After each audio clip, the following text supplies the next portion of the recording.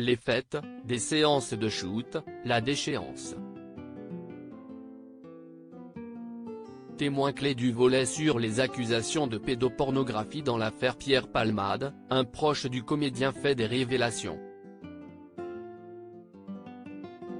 À Bruce Toussaint, pour BFM TV, celui se fait nommer Camille, pour garder son anonymat, revient sur les heures qui ont précédé l'accident de la route provoqué par l'acteur, le 10 février dernier. Sous l'emprise de la cocaïne, l'humoriste prend son véhicule, en percute un autre et fait 3 blessés graves provoquant la mort d'un bébé à naître de 7 mois. Le soir de l'accident, Camille chez Pierre Palmade à Célie-en-Bière, Seine-et-Marne. Entre drogue, alcool et médicaments, ils sont environ 3 ou 4 à pratiquer le chemsex. Un climat festif selon le témoin qui raconte, on était tout défoncé. Mais ce 10 février au matin, Pierre Palmade prend une première fois sa voiture pour aller à la pharmacie après avoir passé 3 jours sans dormir. Resté dans la voiture, Camille décide de quitter les lieux dans l'après-midi, se sentant de trop, il allait faire venir d'autres personnes et en faire partir d'autres. Supérieur à Pierre Palmade, Muriel Robin, Michel Larocque, Véronique Sanson. Les femmes de sa vie. Pierre Palmade désagréable et agressif sous l'emprise de la drogue et de l'alcool. Sous l'emprise de la drogue, Pierre Palmade devient facilement susceptible, moins gentil. Au début on se disputait, et maintenant je prenais l'initiative de partir.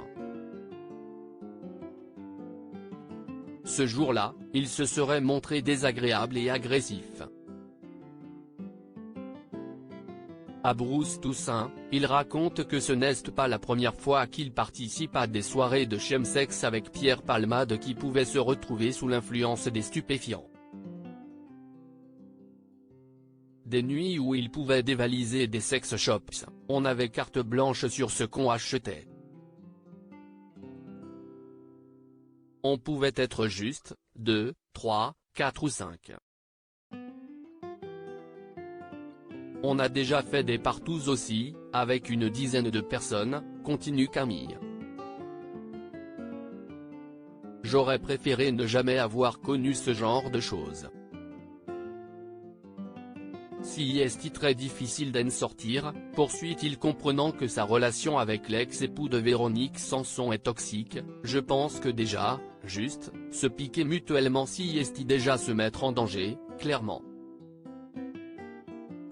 Surtout que j'ai déjà fait des overdoses et lui aussi, poursuit le témoin.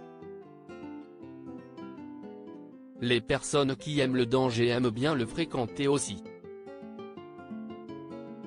Ensemble, le duo envisage de faire une cure.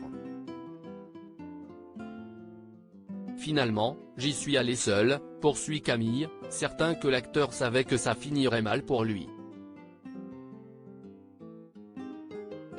Crédit photo, agence.